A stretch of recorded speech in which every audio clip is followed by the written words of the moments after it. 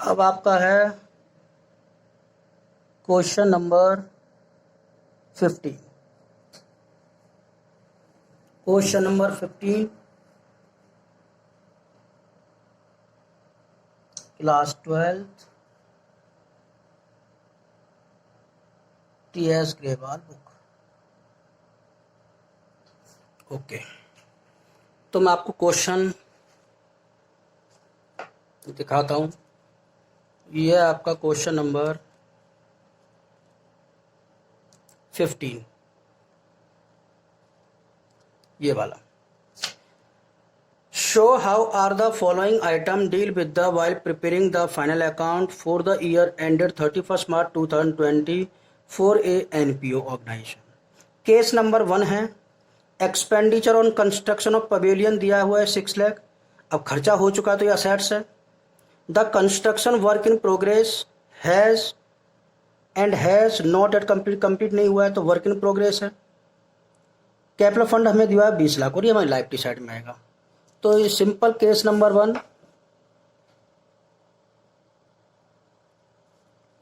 मैं आपको बताता हूं। पहले केस नंबर 1 में आप बैलेंस शीट बनाएंगे।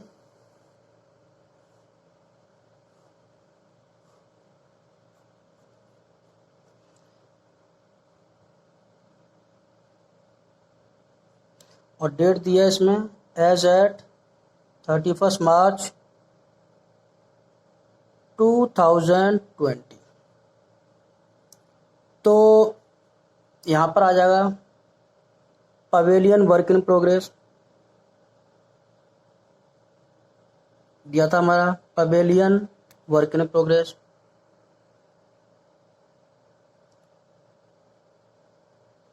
पवेलियन वर्क इन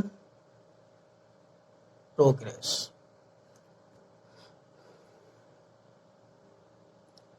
कितना अमाउंट है ये हमारा 6 लाख।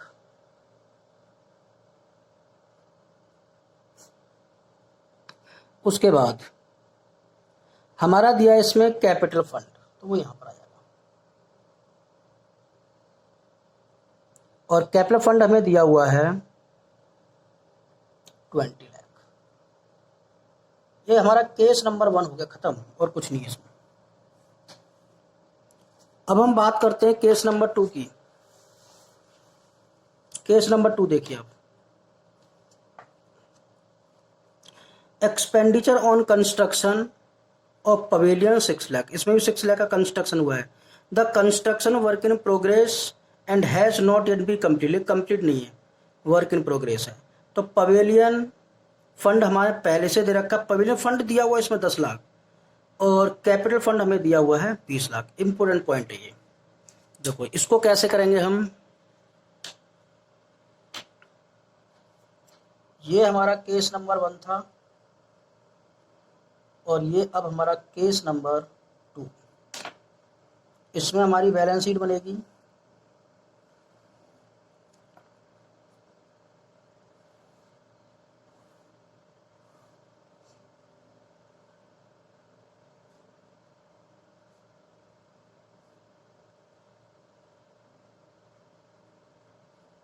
ठीक, इसमें हमें पहले से कैपिटल फंड दिया है तो यहां पे लिखो आप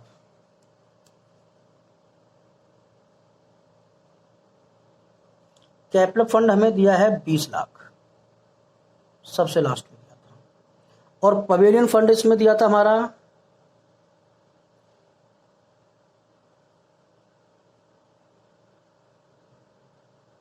पवेलियन फंड हमें दिया हुआ था 10 लाख। अब ध्यान देना, कभी भी कैपिटल फंड दिया है और पवेलियन फंड दिया हुआ है तो इसमें से आपने कितने का काम करा लिया, 6 लाख रुपए का। तो यहां पर आ जाएगा आपका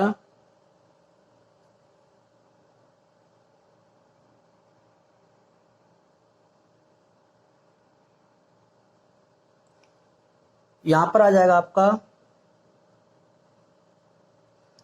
यहां से लेस कर देना। यहां पर देखो pavilion work in progress 6 lakh, 6 lakh amount थी। यहां से माइनस कर देना ट्रांसफर टू कैपिटल फंड, जितने का इसमें से काम हो जाए, जितने का खर्चा हो जाए वो यहां से माइनस कर देना और वो कैपिटल फंड में जोड़ देना प्लस ट्रांसफर्ड फ्रॉम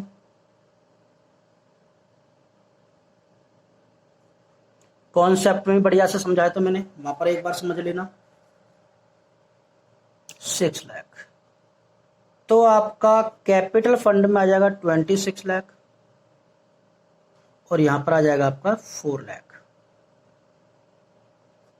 बस अब आपका है केस नंबर 3। केस नंबर 3 में क्या है,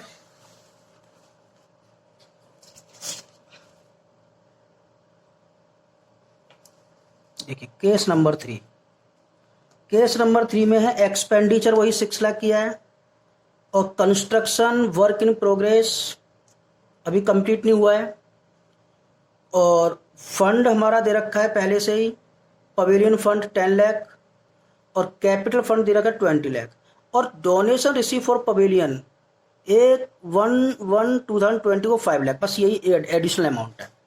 थर्ड पॉइंट क्वेश्चन पॉइंट पूरा यही है, बस इसमें एक चीज अलग है कि 5 लाख रुपए हमें पवेलियन फंड के लिए और मिला है। कैसे करेंगे इसको, यही पॉइंट है पूरा, कोई चेंजेस नहीं है।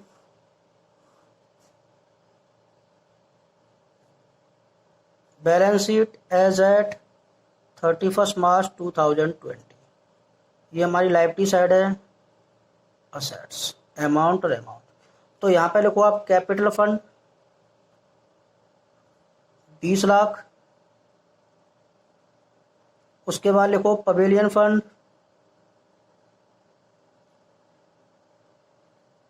10 लाख प्लस करो एडिशनल फंड और मिला है हमें, इसमें donation receive for pavilion fund additional fund बोल सकते हो या डोनेशन रिसीव बोल सकते हो। कितना मिला है हमें 5 लाख, ब्रैकेट लिख लो donation received for pavilion fund 5 lakh, तो हमारा कितना हो गया 15 लाख और इसमें से कितना हमने खर्चा कर दिया है 6 लाख रुपए का, 6 लाख का, तो यहां से माइनस कर दो और नाम लिखो ट्रांसफर्ड टू कैपिटल फंड, बहुत इंपॉर्टेंट पॉइंट है 6 लाख, तो आपका बच जाएगा यहां पर 9 लाख और यही पैसा आप यहां पर ऐड कर दो ट्रांसफर्ड फ्रॉम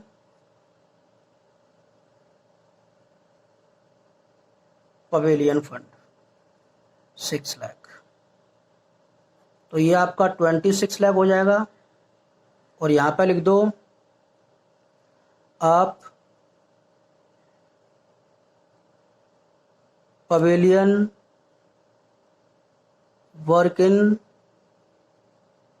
प्रोग्रेस 6 लाख, खत्म। तो आपकी बुक में फंड बेसिस अकाउंटिंग के क्वेश्चन 15 तक ही थे।